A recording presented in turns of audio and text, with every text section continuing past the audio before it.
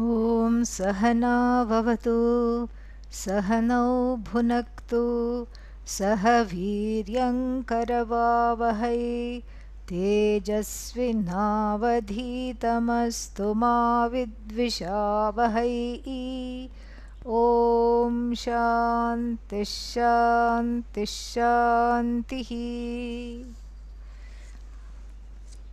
Because of the various retreats etc., we haven't met here for a while, and so let me tell you where we are. We are in section 16, subsection 13, and we just have to finish verse number 1. Okay, 16, 13, 1. मुनिः प्रसार्य सरलौ प्रलम्बौ सपवित्रकौ सांख्ययोगौ निजौ बाहु उपतिष्ठेत भास्करम्. So we saw most of it. The sage, this is the Gayatri Upadesha, how to bring that into one's life, how to make it part of one's life. And here, what does the sage do?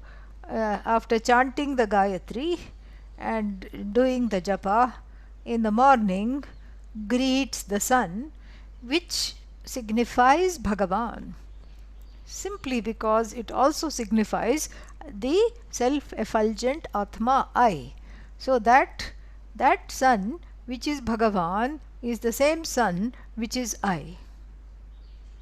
Yosa vasau purushas sohamasmi, Ishavasya Upanishad. And then again in the Taittiriya, Yaschayam Purushe, Yascha Savaditye, Sa Ekaha, Saya Evam Vit. Yahacha Ayam Purushe, that which is in the Purusha, which is myself in this body, that which obtains in this body, mind, sense complex. That consciousness, that self-effulgent I, that awareness, that all knowledge, sentience, and that the only source of everything that is alive and everything that is all knowledge. So, yahacha ayam purushe, yahacha asau aditye. The same thing obtains in that which is signified by the sun. Not in the sun, but in that which the sun stands as an upalakshana for, as a metaphor for, that same effulgence. Saya ekaha, the two effulgences, so to speak, are one and the same. There is no two. So, looking at the sun for someone who is familiar with the Gayatri mantra signifies a Mahavakya right and there, then and there, in action. So, so the sun worship becomes a kind of a nod or a prayer to that which indwells this body, mind, sense complex, which is also Bhagavan, which is the same thing as Bhagavan. So here we saw earlier the sage Pravilambau Saralau Nijau Bahu. So having extended the arms towards the sun, stands in front of the sun. And what are these arms? Sankhya Yoga. So one arm is the arm of Brahma Vidya. One arm is Brahma Vidya, and what is the other arm? Karma Yoga. So the two are a package deal. You cannot say it's like idli and chutney. The two go together. So you cannot go to an Indian restaurant, at least in India. In America, Indian restaurants have had to adapt, so I'm not sure what they will do. But in India, if you go to a restaurant and say, I will just take the sambar and the chutney, and I'm not into carbs, I'm on keto diet, so leave the idli alone. They will just look at you as though you have gone mad. Why as though you have really gone mad? They'll be convinced that you are up to no good. They will not be able to oblige, okay? So, like this, the Karma Yoga and Brahma Vidya go together. Now don't start asking which is idli, which is chutney. Okay, the example is up to this much only, meaning they are a package deal. Okay, they're a package deal, and the two go together, because without karma yoga, Brahma Vidya will not bless. What is karma yoga? People think karma yoga is doing work in an ashram without pay, and then that is karma yoga. Free seva, and this is something propagated by all the ashrams, because they need to make the they need to make the zenitentiary run. And so that's why, see, that it's very interesting, because the person living in an ashram, for some reason that is not understood by me, is called an inmate. Okay, the only other place where you use the word inmate is in a penitentiary. So this cannot be a penitentiary, so it must be a zenitentiary. That is my conclusion. So then, anyhow, so then here people think like this. So you are an inmate in an ashram, and then what do? You do some seva, and then the establishment uses your seva to make the place run. And instead, what do you get? You don't have to deal with your family. That's all, because you have problems with all of them. And then instead, what you can deal with the Gurukula family. There also you'll have the same problems, but at least it's new people and you can avoid them, and there you can have some semblance of not, you can have some idea of freedom of not dealing with all the people with whom you have problems. So that's what you get in return. And then one day you get dal and rice, and the next day what do you get? Rice and dal, for a change. Okay, so this is what people think karma yoga is. Na, as Adi Shankara would say, as we saw yesterday in the Bhashya class, na, no, absolutely not. Why? Why is it not that? Because the karma yoga is not free service for the sake of being able to avoid one's problem, or to repair to an ashram, or do something in one's spare time, or do some charity, quote unquote, in order to help someone in less or less fortunate circumstances than yourself. That is not karma yoga. So in fact, the vyutpatti, the derivation of the word karma yoga itself, gives the meaning of what karma yoga is. Karma eva yoga. Karma yoga means it is the compound is something called karmadharya. It is action, and it is a way of life through the action and in the form of action. So when action becomes a way of life that makes the heart conducive and more receptive to Vedanta, that is karma yoga. And so first and foremost, I mean, so there is no such thing as service.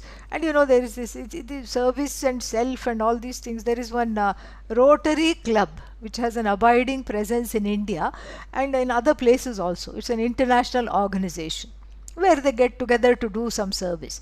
And they have a motto, service before self. And it makes no sense, because we say without the self you cannot do anything. So service before self doesn't have really any meaning. And then if you ask the Rotarians what this means, they will say, oh, we have to prioritize service, and we have to be a good dharmic person, and then not hurt anybody, and then do everything correctly, rightful conduct, etc. And they have some respect for dharma. And then they will say, we need to do service. Nothing wrong in this, but it is not karma yoga. What is missing? What is missing is Ishvara. Ishvara is what is missing. It's not enough to lead a dharmic life and then find some self-satisfaction by serving others. That only takes you for so long, because the sense of alienation is from the maker, the one who has manifested this entire jagat along with this body, mind, sense complex. And so therefore, to say that this is what karma yoga is, that I just have to lead a good life, and then however you define the word good, I have to lead this good life and then I will be okay. That is not karma yoga. Why is it not karma yoga? Because it does not take care of the problem of the internalized sense of alienation and disconnection from oneself, from the Jagat and the people in it, and from Bhagavan. It doesn't take care of that. That's why one resents what one has to do, and one resents the results of action. Why me? Why did this come to me? Why did this not go to the neighbor? And everybody is asking this. Even even in this pandemic, we find that the certain people get it and certain people don't get it. And so the people who get it say, why me? Why not somebody else? But that's what everybody is saying. And so many people who got it, each one is thinking that. And so this resentment, this judgment centered on the world, centered on other people in the world, other jivas, centered on Ishvara, and centered of course on the self, is there. This judgment doesn't go away if you just do a little service and and wipe something down with your hanky. It doesn't go away. Why? Because that resentment is still brewing within. And then of course one feels, I am doing so much service, who is going to do any service to me? And then even sentences like what goes around comes around, etc., is of no use. It doesn't help. Therefore, karma yoga is ingenious, because the first thing you do is drag in Ishvara. Why drag in? Is Ishvara so unwilling? No, you are unwilling. So you have transferred that unwillingness to Ishvara and say, Ishvara is not coming. Ishvara is not coming. Perhaps you don't know how to call. This is, perhaps you don't know how to invite Ishvara. And then you transfer the frustration and say, Ishvara doesn't want to come. He is not even looking at me. She is not even looking at me. And that same resentment, he is looking at other bhaktas. This is the same resentment.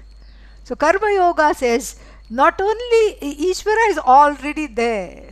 This is the first premise of Karma Yoga.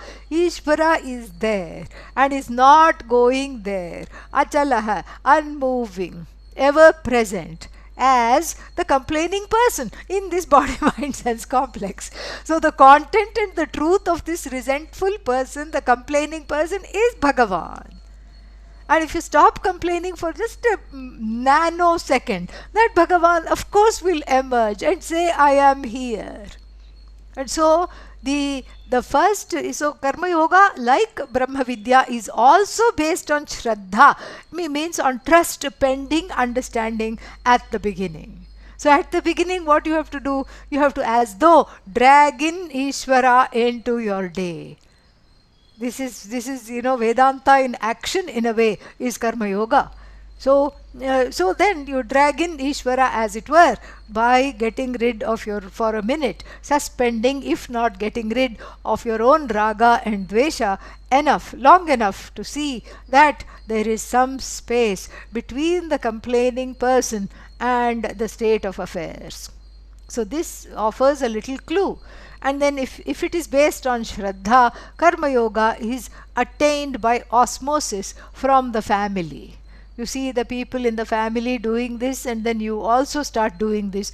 And if you don't have this particular background, the background of growing up in India or what have you, still Karma Yoga is learnt, because there is an innate tendency to reach out and help others. And so here the only difference is that help stands on its legs, on its head, and then helps you. That's what it is. You think you are helping somebody, but you are indeed the one that is helped.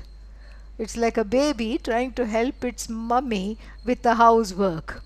So the mother is, let's say, dusting around the living room and the baby is just messing everything up, but it thinks it is helping. So too the person, the inner child on the taking baby steps into Karma Yoga thinks that I am helping somebody, actually is causing a lot of confusion perhaps, but in the process is really helping one's own self. So how does the baby help itself? It keeps itself entertained. That's all it does. And so Karma Yoga here means recognition of Ishvara, inviting Ishvara in one's life. Like I said, you don't have to invite it. Ishvara is already there. It's more the sense of discovery and recognition. So then what? If Ishvara is there, what will Ishvara do? Ishvara will do what Ishvara does best: rob you of your agency. Ishvara is a robber that robs you of your kartritvam. That's why Ishvara is called robber. Harihi, robber. Harati.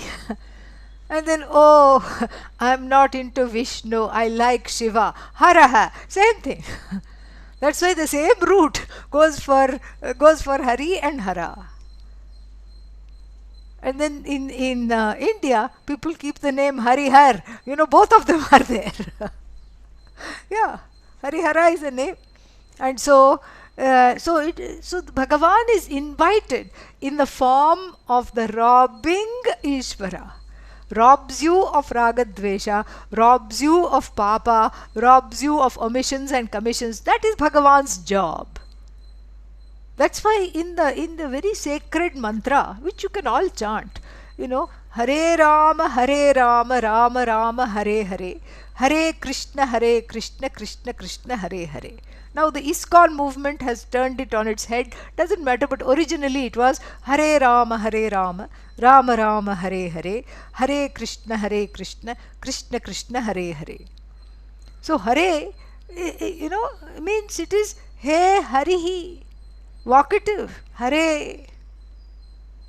And then, we were all wondering when we heard this mantra, how does it constitute a mantra when there is no Namaha, Vidmahe, Dhimahi? Nothing is there. We invoke, we surrender, I surrender, Namaha. Namaha is not there.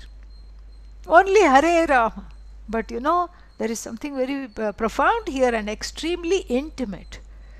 And of course, I can only explain it in the inimitable way of Pujya Swamiji.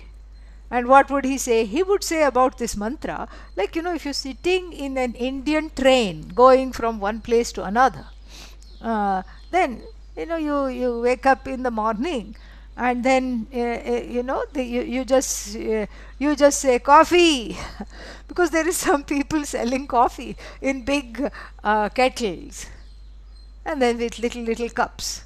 Nowadays they are cups like these. Yeah. So this is my new prop for those who were not introduced to it in the previous class.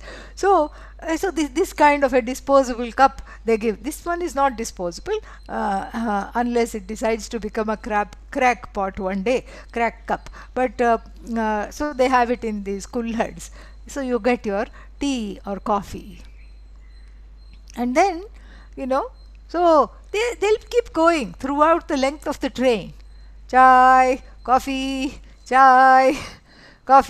and sometimes they just say E. That's what, because both coffee and tea end in E. They're very clever.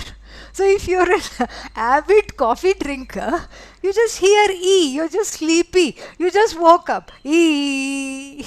Coffee, E. Tea, E. So, chai wala, coffee wala. Wala means the one who brings the chai, okay? One who brings the coffee. So you say come.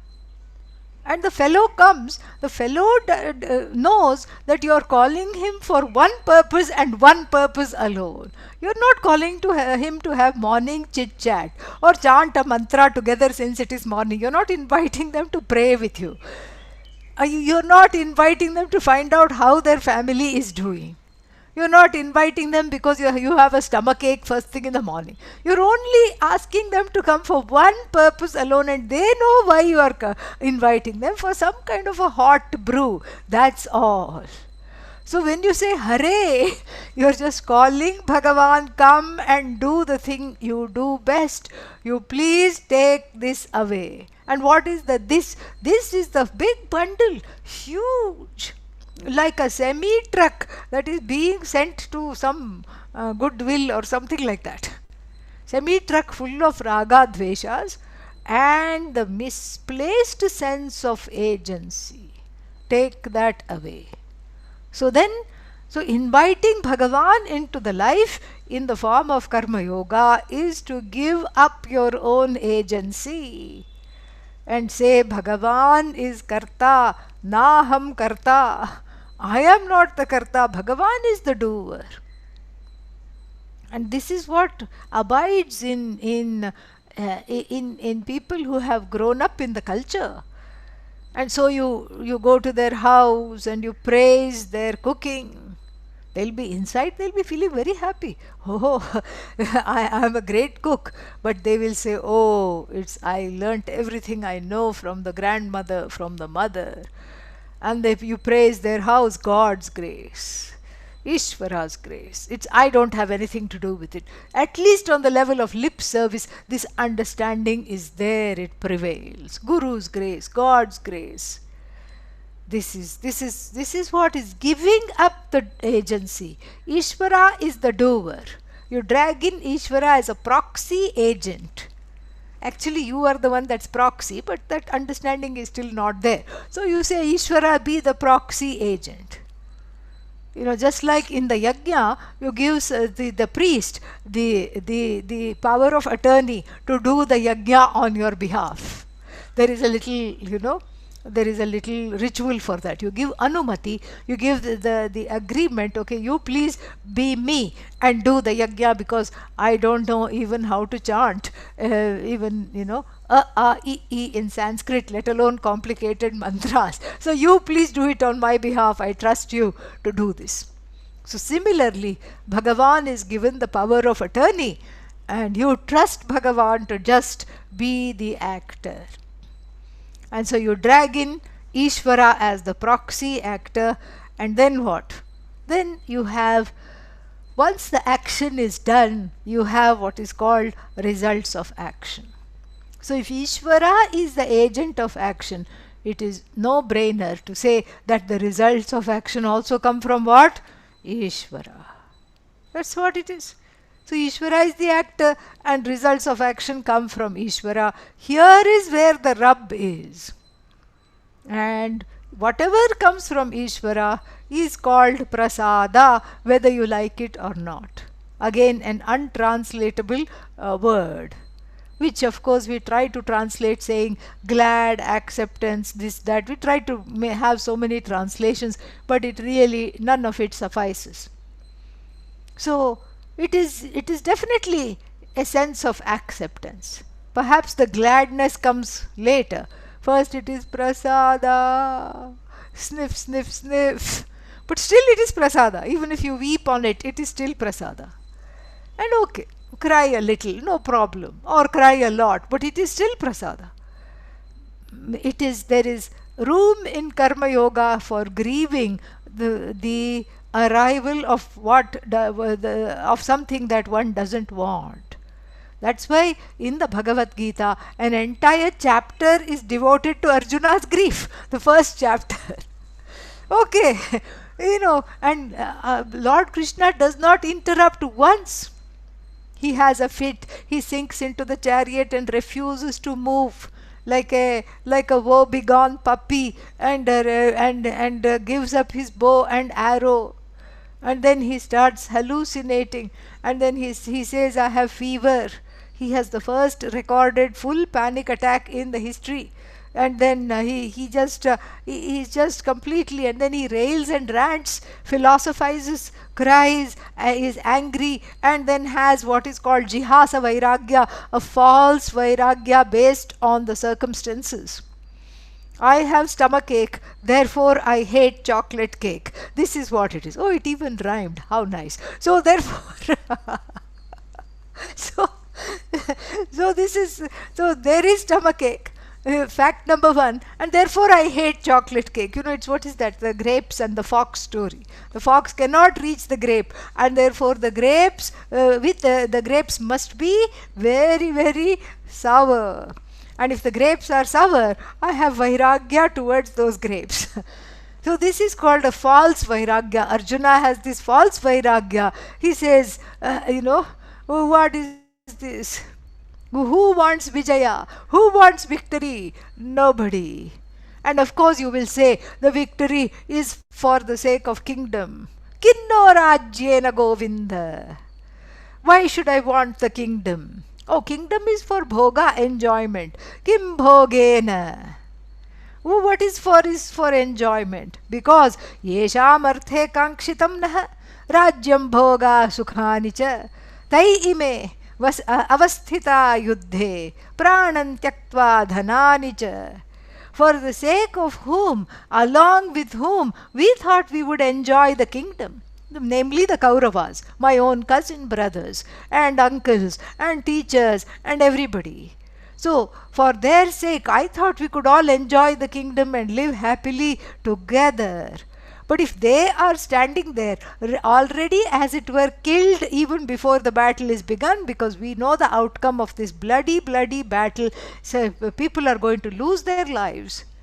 And then they have spent so much money, pranan tyaktva dhanani cha, they have spent money, they are giving up their life, all for what? For what kind of sukha can I get if the people with whom I want to enjoy are not there?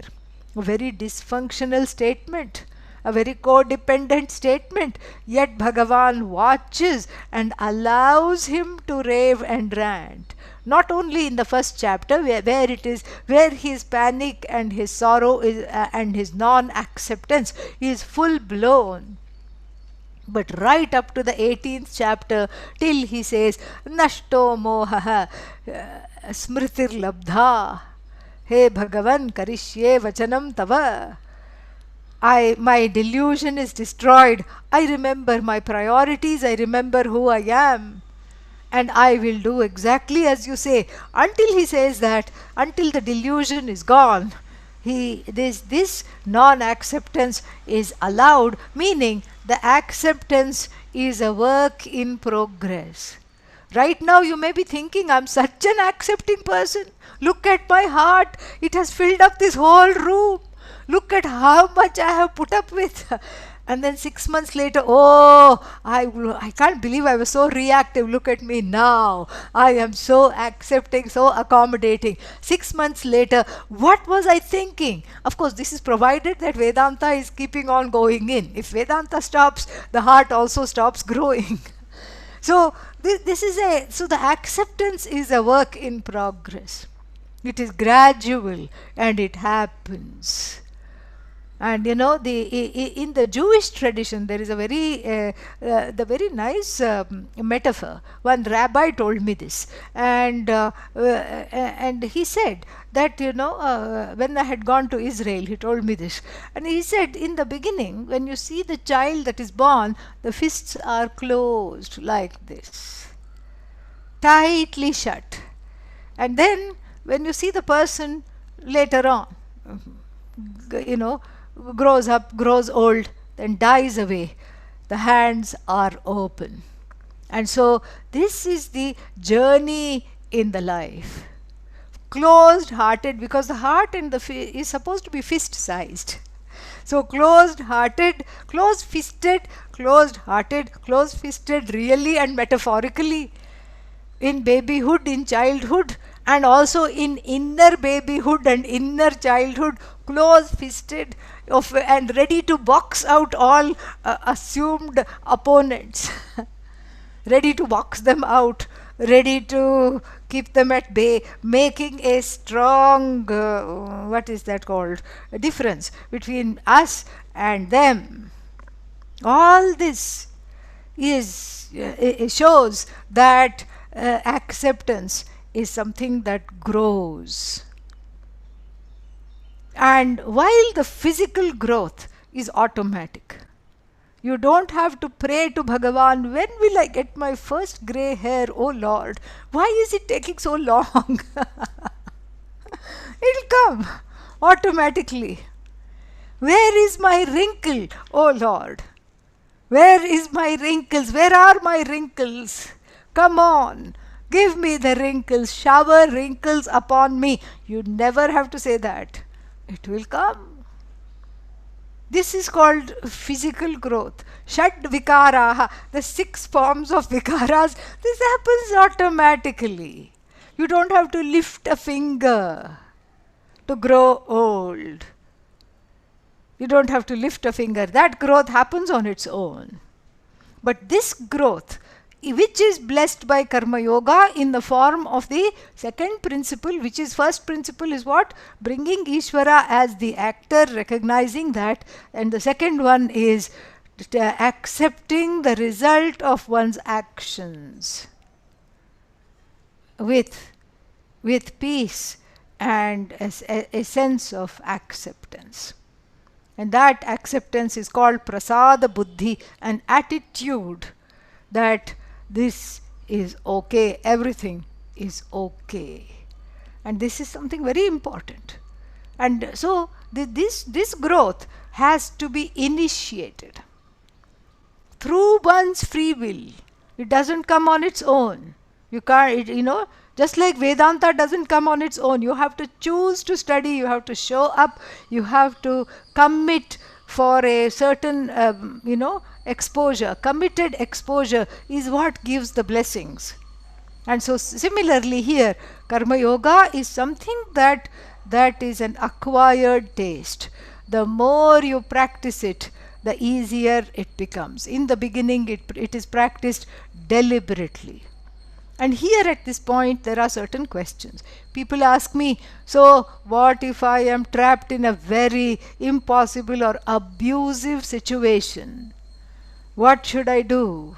Well, first thing, to interrogate oneself and have some space from the difficulties, and have some space to be able to evaluate with some level of objectivity.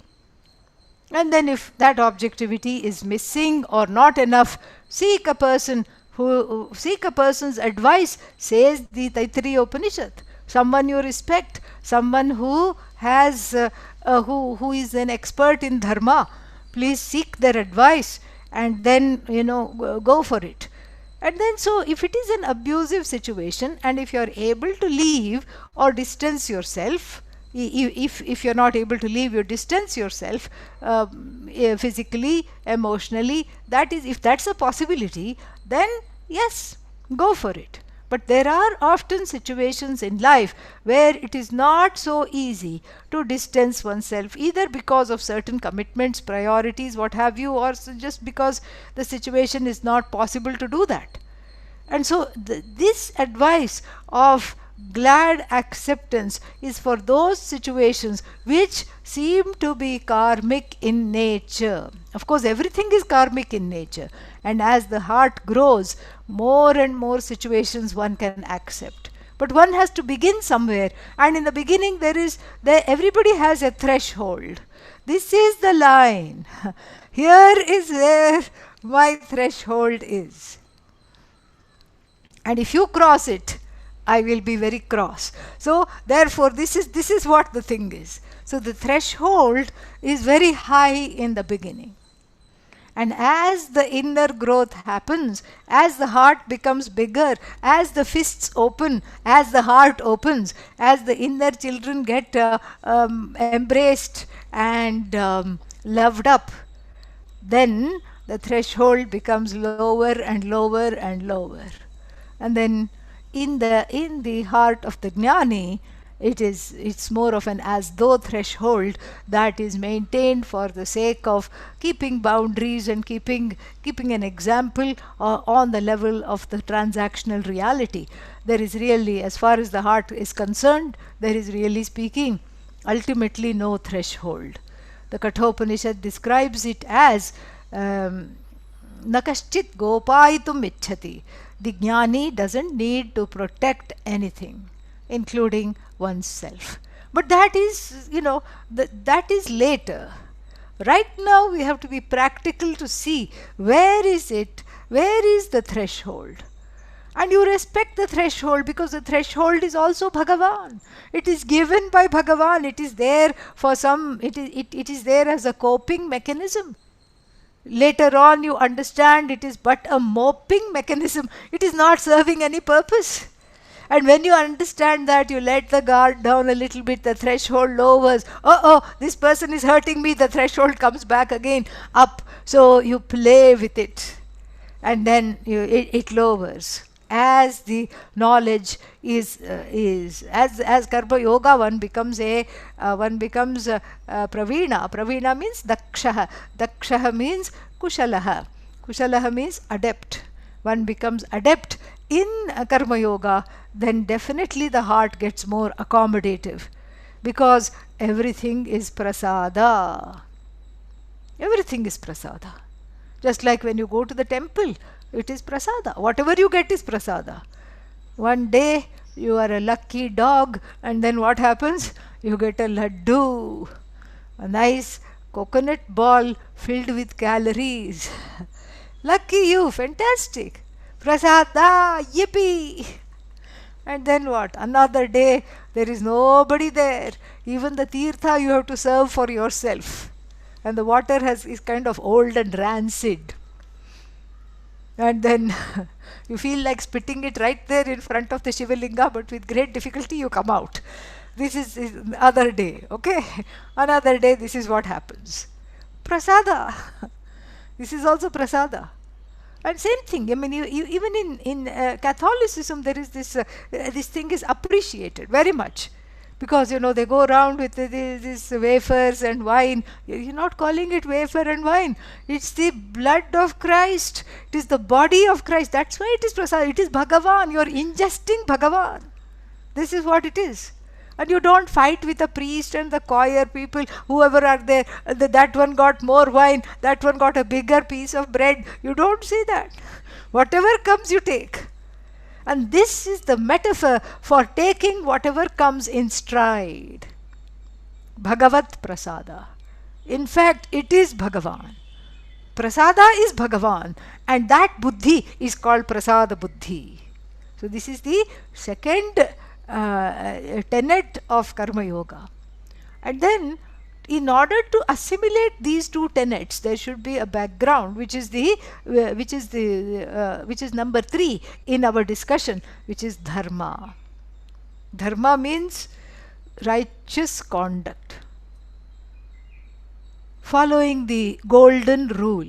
What is the golden rule? Golden rule, we know, do unto others as you want to be done towards you. Do not do unto others as you don't want things to be done towards you. Both are important. This is the golden rule. And so this is samanya dharma. Just because there is some pressure, again that close-fistedness, that fear, everything, this is samanya dharma. You don't violate other people. You don't ride roughshod over other people's rights, and you don't do that. So then Vishesha Dharma is also respected. You don't go against state laws, county laws, communal laws, unwritten laws in the community. You follow all that. Then we have also Swadharma, which really clinches Dharma, because Dharma in action is really that which connects one to Samanya and Vishesha Dharma is Swadharma. How this Dharma manifests in my everyday life. Very, very important. It is a duty-based culture in India. And only in India I am going to do my duty. So there is duty, your work, your livelihood is called duty, duties towards the parents, duties towards your children, duties towards the spouse, duties towards the community, duties towards ecology. This is what duty is. And so this makes the whole culture less litigious, because it is a duty-based culture as opposed to the West, which is a rights-based culture. In the West, it's all about give me, give me, give me. And if you don't give me, I will sue you. That is how it is. Everybody is suing everybody all the time, as though there is no other work left. And so here in Karma Yoga, my duty towards you automatically becomes your right. Your duty towards me becomes my right. And since the focus is on duty, then it is done. It is done for whose? Ishvara's sake. It is who is doing it? Of course, Ishvara is doing it. You are making Ishvara the karta, and you are accepting the results of action. So dharma and duty. Dharma means following everything that is correct all the time. This is very necessary for Karma Yoga. This is very necessary. This is a necessary prerequisite for Gayatri also. Gayatri Upadesha, etc., which is what we are discussing here. That cannot happen without a person already being committed to Dharma. The dharmic commitment is what is highlighted, because Gayatri is nothing but Dharma, Karma Yoga is nothing but Dharma, because Karma is action, and so Dharma is the opposite side of Karma. Dharma is that which informs the action. Number 4. Component number 4 of Karma Yoga. I'm just making 1, 2, 3, 4 because it is easy. I hope it is easy to assimilate. Otherwise, the whole thing is one, really. And so, what is number 4? Number 4 is if everything is Ishvara, and when everything is Ishvara, when my actions are Ishvara, results of actions are Ishvara, then actions naturally become sanctified and worshipful. So what is point number 4? Sanctification of action. In the Homa, when we do the Homa, you purify everything around you by sprinkling water that has been, over which some prayer has been said. Gange cha Yamane chaiva, etc. And then you sprinkle everything, you sprinkle your own body, you sanctify the surroundings, you sanctify yourself to prepare yourself to do this religious ritual. The sprinkling is called abhishinchanam, abhishechanam and everything, and then it is also called prokshanam. And so you sprinkle all the dravyas, the materials used for the puja, you sprinkle your own body, etc. And you inside you say your own body, mind, sense complex, let it all be purified. And so here the point number 4 is sanctifying the action by sprinkling of this knowledge that everything is Ishvara. That is the inner sprinkling. So I make my actions worshipful. So the resentment goes away, because I am in the present, in the now, right here, doing something for the sake of Ishvara. Ishvara is the doer. And so you see here, before I was doing something for what? For the sake of the results of action, so that I could have something wonderful. After the action, I could have the result of action. And then now, the focus, the onus is gone. The pressure to produce the result of action is gone. The action for its own sake is what is highlighted. The action not only for its own sake, the action for the sake of my inner growth. That closed fist opens slowly. This is the journey of the human being. So you see, there is a switch. In a non-karma yogi, the action and result of action are tied in a chain reaction. In the karma yogi, that chain is snapped, is de-linked. Action is for self-growth. And then what about the result of action? Let it come. That also is worshipfully accepted. Action is for self-growth. Since action is for self-growth, it is worshipfully done as a service to Ishvara, as a service to my own growth. And so you see, the raga dveshas are kind of shell-shocked. What happened? I thought I thought we had nicely harnessed this jiva into fulfilling us. Say the raga and dvesha, strong preferences and strong prejudices. Say that I thought this is all for us. We had this down. We had this person down. We said jump, and the jumping jiva said how high. And we said run, and the jiva said how far. We said get this thing, and the jiva said I sir. We had the body of the jiva harnessed to our needs. We had the mind of the jiva harnessed to our needs. We had the buddhi of the jiva in the bag, in our bag. And we had the sense organs of the jiva alert to everything, from the smell of samosas to the smell of money. There we had this jiva in the bag. We were the king. We were the king and the queen of this body mind sense complex. And now what? And now this thing called karma yoga has come. And now this jiva has started to attend some Zoom Kulam classes. And then what has happened now? This jiva is changing. Oh no! Our existence is threatened.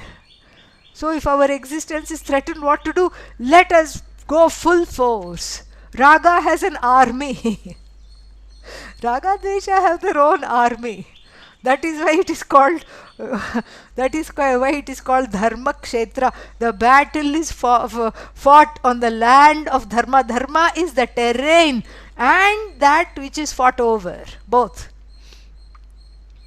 And then the battle is inside, between the asuras, the asuric forces. And who are these asuric forces? Raga Dvesha.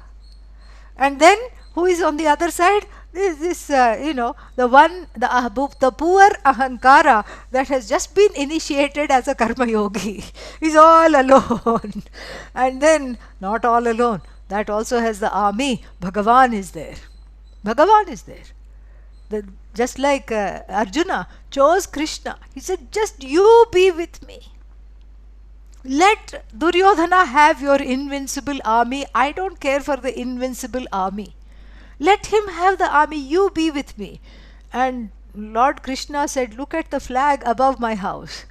It's got a cross sign, means Switzerland. I'm neutral. I will not fight. I will not fight. I'm neutral. So you can have the fighting army and be assured of your victory. The Lord tests Arjuna. Or you can have a non-fighting only me. And Arjuna, being a dharmic person, knows what is what. He says, I'll take the non-fighting you. Let him have the fighting army. And Duryodhana is very happy. He even gives Arjuna a hug because he says, oh, thank you, bro. You have given me what I want. And this is something which is so interesting. And therefore the last verse of the Bhagavad Gita concludes, Yatra Yogeshwara Krishna, Yatra Partho Dhanurdharah, Tatra Shri Vijayo Bhutihi. This is what is it is a fact. It is a promise. The final promise of the Bhagavad Gita is where the Lord, the heart in which the Lord abides, wherever the Lord's presence is invoked, invited, and that heart must be like Arjuna's heart, commodious, big, full of Shraddha and Bhakti. Then three things are certain. Shri is certain. Abundance is certain. Prosperity comes. You don't have to say, what shall I do to create wealth? Lakshmi is already knocking at the door. Sometimes you think of a person and the person is ringing the bell. Like that, Lakshmi is forcing her way in because you didn't open the door. She's climbing in through the window bars. Okay? Because no bars can keep her out. So you don't have to pray for prosperity. Shri comes. And prosperity also is emotional prosperity, lack of scarcity mentality. That is Lakshmi. Abundance, inner abundance is Lakshmi. A giving heart is Lakshmi. A giving heart minus the codependency. That we'll talk about later. But right now, just understand this. A giving heart is Lakshmi. So Shri comes. Vijaya comes. Vijaya is the goddess of success.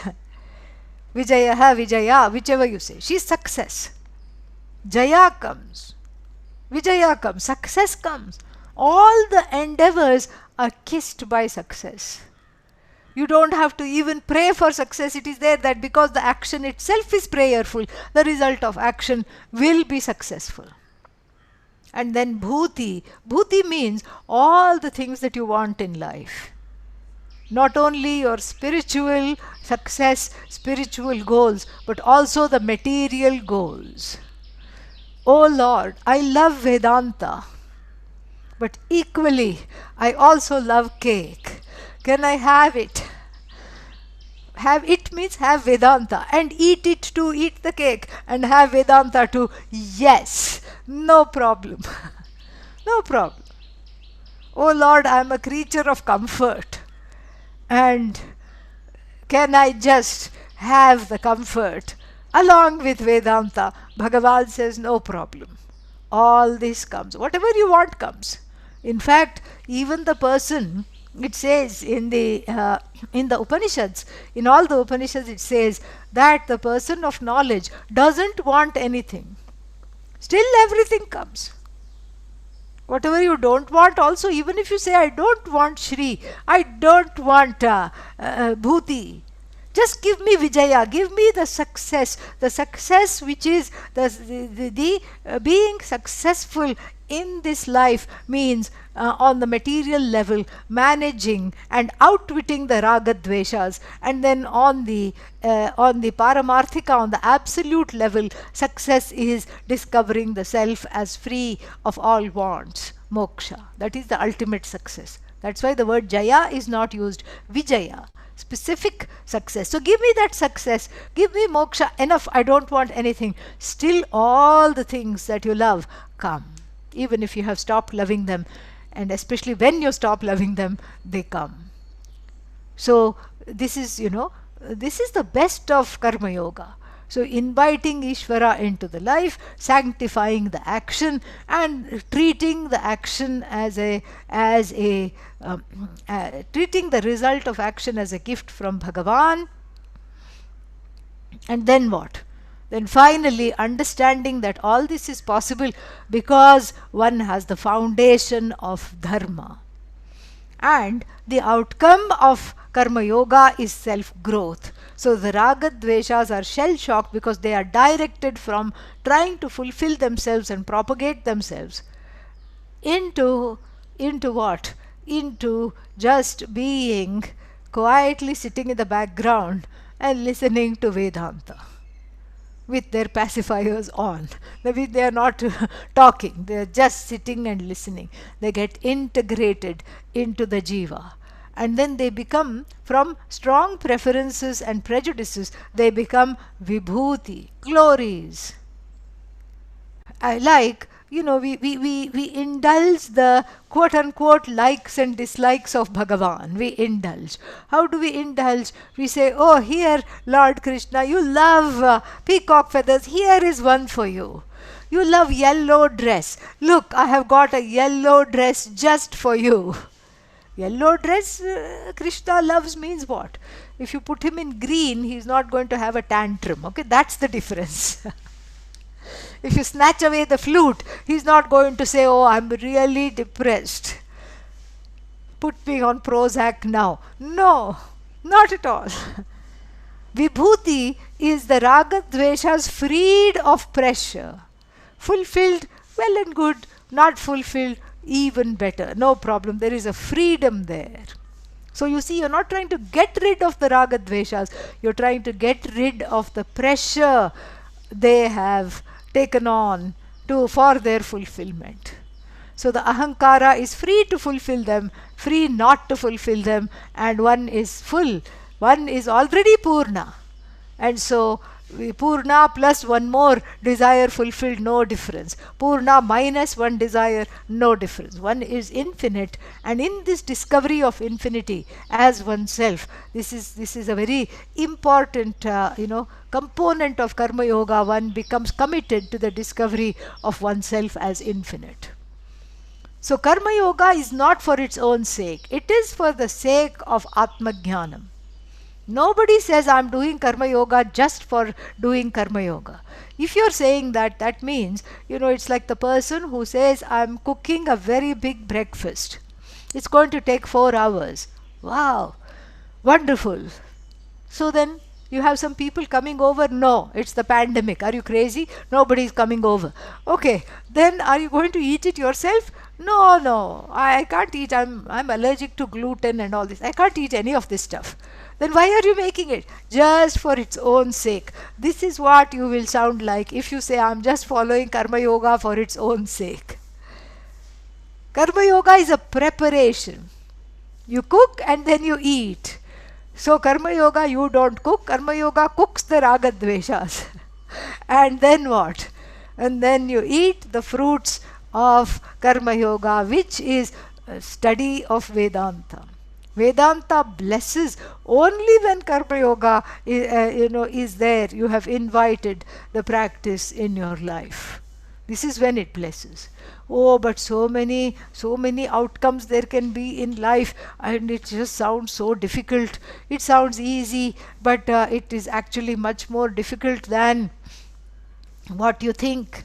Very, very difficult. So I don't know what to do. How to follow this karma yoga? I don't know. Well, it is not very difficult really.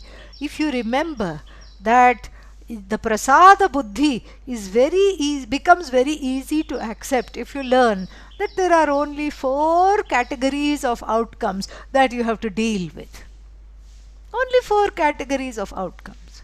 That's all. And then what? What are those 4 categories? Well, things can go exactly as you expect, because the outcome is in keeping with your expectation. Aha, fantastic. The outcome is a little less than what you expect. Story of one's life, always. And then, I shoot for the moon and I'm barely able to reach that little basketball hoop that is there on the street. Okay, so this is what is life. Little less than what you expect. And then, of course, this is a rare occurrence. The outcome is greater than your expectation. A stroke of punya. That is. Then, of course, the last scenario is the outcome is opposite of your expectation. That's when one has a stroke. Okay, it's not a stroke of punya, it's a shock. Okay, then opposite of your expectation. These are the only 4 possibilities. Only 4 possibilities. Pujya Swamiji used to illustrate it in terms of, crossing the road. Of course, be mindful, this is an Indian road, and catching the bus, Indian bus, and you'll see why very soon. So outcome in keeping with my expectations. I cross the road, the bus number that I want comes, bus number 11 comes, and then I catch it and I'm on my way. Then the outcome is greater than my expectations. Oh, yippee! What is that? That outcome means I cross the road, it's a hot day, standing in the bus stop, a friend drives in a nice AC car, rolls down the tinted windows and says, oh, I thought it was you, hop in. Let's go have something nice to eat and then I'll drop you wherever you want to go. The outcome is much, much greater than my expectation. Yippee! Wonderful scenarios. But that is unfortunately not life all the time. Life is more like option number 3 or possibility number 3. What is possibility number 3? I cross the road and I see bus number 11 coming. That's why I said Indian road and Indian bus. And in the bus, we have a driver and we have somebody in the back called the conductor, whose job is to say ting ting. And then one ting. Pull the cord. 1 ting means stop. The driver listens. And then 2 ting tings means go. Okay? And the conductor is a frustrated individual, on in this particular story on this particular day. I'm not making a comment on conductors in general. This particular conductor is a frustrated individual in the story, and people are not listening to him. He says the bus is full, don't get in. Not getting in. So he wants to show off that he too has the ting ting power. And then what does he do? he he sees you coming. You are already there and there is space in the bus. But he says, I have power over this jaded, faded jiva that's trying to cross the road.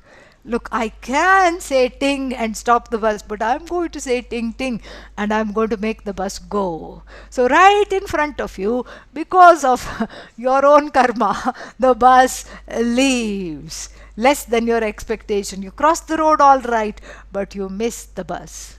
Then finally what? Dot dot dot, I was crossing the road. Dot dot dot dot dot.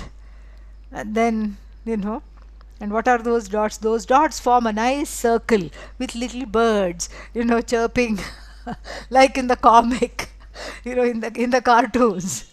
And one is gone for the time being, an enforced nirvikalpa samadhi. And then what? The person comes to and asks fundamental spiritual question. What for I'm here? Where am I? Who am I? And then one is in the hospital, the leg is up, one leg is up, and it is all completely, wrapped up in a cast, and it also in traction. And then what happened? Did a car hit me? No, no, no, no, no. No car. Because I looked to the left. Yes, I looked to the right. I was a good citizen. How could a car have hit me? And the doctors and the family people say, no, no, no, car did not hit you. And then what happened? Yes, you were able to control the known variables. There was no car coming from the left, no car coming from the right. But being an Indian road, you see, my friends, this is why it's an Indian road. Somebody had thrown a banana peel. Very unappealing. But somebody had thrown this banana peel. I looked to the left, I looked to the right, but then landed on the banana peel, got an instant unplanned skating lesson, broke the leg, literally. And so the outcome is opposite of what I expect. In all four scenarios, prasada. In the first two scenarios, prasada. In the last two scenarios, prasada. Doesn't matter, still prasada. And if this is understood, then karma yoga becomes very easy. We have to manage the first two elating scenarios so that you don't hit the ceiling when there is elation. And if you hit the ceiling in elated circumstances, then there is a lot of space to fall down. Especially these days, people have vaulted ceilings and extra high ceilings. And so if you hit the ceiling, then you have to come down for that much.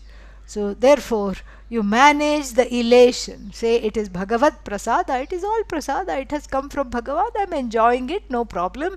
And then so you prepare yourself for circumstances that cause dejection. More we'll see whenever it is. I think it's in not next week, but maybe the week after, sometime in July. You can look at the website. Om Purnamadah Purnamidam Purnat Purnamudachyate Purnasya Purnamadaya Purnamevavashishyate. Om Shanti Shanti Shanti. Harihi Om Shri Gurubhyo Namaha. Harihi Om. Thank you.